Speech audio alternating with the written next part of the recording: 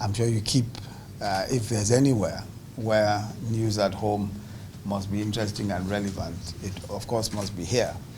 And I'm sure there's very little that I know about the news and the rumors that you would not already know. Of course, you know there's a lot of news and also all manner of stories as well. But I want to just say that first, I'm glad to see that the High Commission is doing very well. And just as the acting High Commissioner has said, this is a very important, very, very important outpost for the country, especially because it is the largest and possibly has the largest number of Nigerians in the country. I think it's a very, also historical, a very historical High Commission. And every one of us who has an opportunity to serve here must feel very privileged indeed, because your responsibilities are many, they're varied, but they're also responsibilities that immediately make an impact all over the world. That's why for me, I think that this High Commission needs to be paid special attention at all times. And it's important to know what it is that's working and what it is that's not working, and why improvements need to be made if improvements need to be made.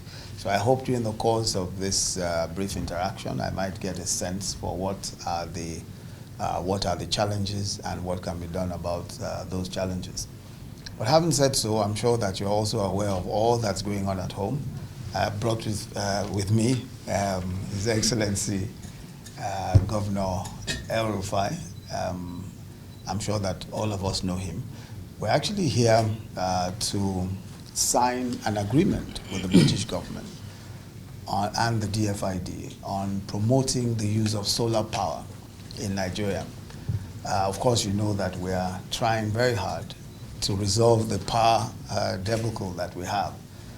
Every one of us knows that if we can resolve the power problems, we probably would have resolved at least 40% of our immediate challenges. And we're working very hard to do so. And we think that solar and all other forms of renewable energy will be the way to go, because it's available. There is no, as compared to fossil fuels, it's available all the time, and it's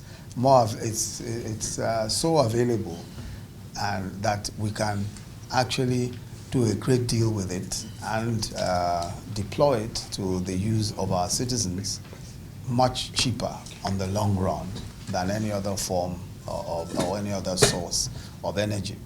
So we're working very hard on that, and part of why this is a particularly important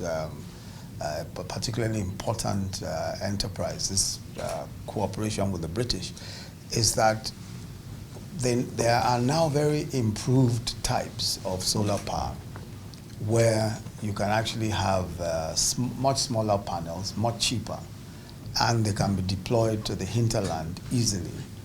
And many people in the hinterland can actually have power very quickly, very cheaply, and very efficiently. We're looking at some of the panels or some of the systems that cost only $200 a piece and can provide, 4 points of light or 3 points of light and a socket for charging equipment and all of that. So we think that if we're able to work very closely with all of those companies, and also part of that system is a payment system, because it's not free of charge. Those who deploy it will be paid, but the payment system is also one that can be done by the use of mobile phones or scratch cards, which makes it very easy. And of course, the charges are extremely low because of the type of power that it is, of the source of power that it is. So we think that this might be indeed a breakthrough if we're able to deploy as quickly as we wish to, especially for a lot of our citizens in the hinterland. And that's basically why we're here. Of course, there are other things going on in the power sector, so many other things going on that we hope will come to fruition in a very short time, and hopefully will be able to assist us in the whole business of providing electricity to the people. Of course, there are challenges as well, so many, even from the very basics. I'm sure All of us have lived in Nigeria, collecting charges. The distribution companies find it difficult in many cases to collect their charges. And as you know, these are privatized. The distribution companies are privatized, as well as the GENCOs, those companies that generate power, are also privatized. That whole value chain must be paid. People must be paid, otherwise the whole system will fail. So there are some of the challenges that they have is collecting their revenues. They also must deploy meters rather than use estimated bills. I'm sure you all know what estimated bills are. I'm sure many of us who have lived in Nigeria at one time or the other have been given a bill that is crazy, and they tell you it's just an estimate of what they expect that you've been consuming. So we think that by and large, as time goes on, we should be able to resolve a lot of our problems around power. Of course, agriculture is big. We are diversifying into agriculture, especially rice, wheat, cassava, rice and wheat in particular, because as you know, these are major drains on Nigeria's foreign exchange.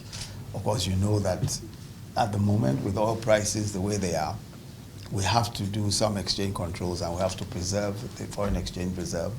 Otherwise, that has a knock-on effect on the economy, because as you know, those who want to invest in Nigeria, especially foreign direct investment, are looking at the external reserves. Those who want guarantees are looking at the external reserves. So if the external reserves drop precipitously in any way, we run into trouble. So we have to control the size of our external reserves and all that. And that's why everything is being done, exchange controls, diversifying the economy, and ensuring, for instance, that we're self-sufficient in rice, which is one of the major drains on our foreign exchange, wheat as well, which is another major drain on our foreign exchange. So we have, quite a few things that need to be done. The security situation, I'm sure you're following closely in the Northeast. That's also another challenge. Of course, expensive, because the troops and the equipment and all that have to be deployed. And our soldiers, of course, are doing a great job. As you know, after the change of the service chiefs, a lot has been achieved in consolidating the victories all over the Northeast. The most important challenge, of course, remains the fact that we still have suicide bombers here and there.